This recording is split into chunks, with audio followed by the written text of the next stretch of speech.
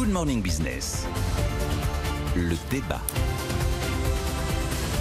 Premier bilan, Nicolas, est-ce que ça veut dire que, première question, est-ce qu'elles sont bien ciblées, calibrées ces mesures d'aide et de soutien aux entreprises ? Le rapport, le comité piloté par Benoît Cœuré, si je devais traduire ça avec une note sur 20, il met à peu près 14 sur 20 à la fin. Ouais, il dit que c'est bien dans la moyenne. C'est dans la moyenne, ça a plutôt bien fonctionné. C'est pas non plus waouh, hein. C'est pas waouh, mais il considère quand même que ça a bien fonctionné, puis il distingue... Alors, d'abord, 3 chiffres quand même qui m'ont marqué. 209 milliards d'euros, c'est l'ensemble de l'enveloppe du quoi qu'il en coûte depuis le 31 mars, depuis le mois de mars 2020, en incluant les PGE, qui ne sont pas de l'argent débloqué directement par l'État, mais garanti par l'État.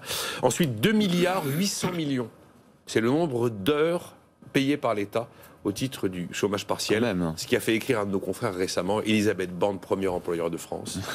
Et puis 3 700 000 entreprises ont reçu des aides de l'État. Après, effectivement, le rapport Cœuré va distinguer 3 choses. D'abord, le taux d'intérêt des PGE la première année, qui est le plus bas de tous les pays qu'ils ont étudiés. Donc là, cocorico, si vous voulez. Deuxième élément, le plafond d'activité partielle à 4 600 € pour ce qui est de l'allocation que l'État verse à l'entreprise, est là le plus élevé des pays étudiés, donc cocorico. Et puis, l'accès au fonds de solidarité lors de la deuxième vague en novembre a été, vous savez, considérablement élargi. C'est là où on a commencé à prendre en charge un petit peu les frais fixes. Même si là, le rapport est quand même apporte un bémol en disant que du coup, ce fonds est devenu très complexe. Et que c'est devenu un peu un casse-tête pour les entreprises. Et après, dernier élément qui, encore une fois, est un peu insatisfait, c'est pour ça que je pense qu'il mettrait 14-15 sur 20. Oui, les effets d'aubaine qu'on redoutait n'ont pas eu lieu, finalement.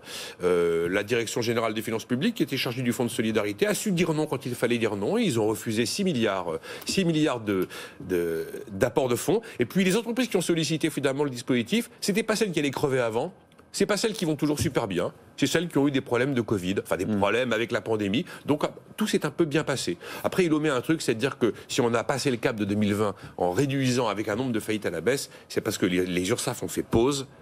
Et quand les URSSAF vont arrêter de faire pause, tous ces dispositifs risquent d'être très insuffisants. Alors ça, c'est la lecture de Nicolas Do. Je ne suis pas sûr que la lecture de Jean-Marc Daniel soit la même. Moi, j'ai trouvé la phrase que je suis sûr sur laquelle vous êtes arrêté, Jean-Marc. À la fin 2020, l'ampleur de la récession situe la France dans la moyenne des grands pays européens. Mais le taux de marge de ces entreprises, leur endettement et surtout la balance courante se sont le plus dégradés. Exactement. J'ai même pas besoin de faire ma chronique. C'était le comité, c'était le comité Daniel. Mon meilleur disciple. Il y a pas c'est vrai. Votre élève, mon forcément. Meilleur complice même. Non, mais c'est vrai. C'est inquiétant ça. Ah non, mais c'est inquiétant. Taux de marge, endettement, balance courante. Voilà. Je crois que. J'ai pas dit que c'était pas inquiétant. Attention. Non. Ce qui est intéressant dans le rapport, c'est qu'il montre que l'État, effectivement, dans les circonstances particulières, a assez bien réagi. Ce qui est rassurant aussi, et là, j'insiste là-dessus, et Nicolas l'a dit, c'est qu'il n'y a pas eu de gens qui en ont profité, il n'y a pas eu d'effet d'aubaine, il n'y a pas eu de passagers clandestins, comme on dit, il n'y a pas eu de...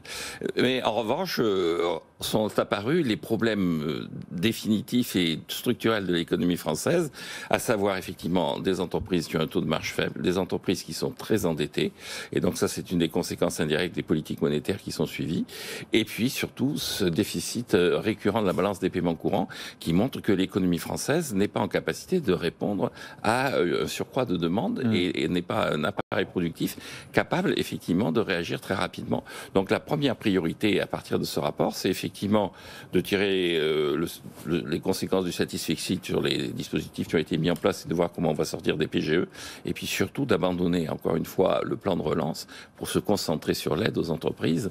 Si on doit dépenser 100 milliards, il vaut mieux les dépenser en supprimant les impôts de production que les dépenser en faisant vous avez dit, Jean-Marc, il ne dit pas qu'il faut plus de plan de relance. Il dit que s'il y a un plan de relance, ça doit être pour baisser l'impôt des entreprises.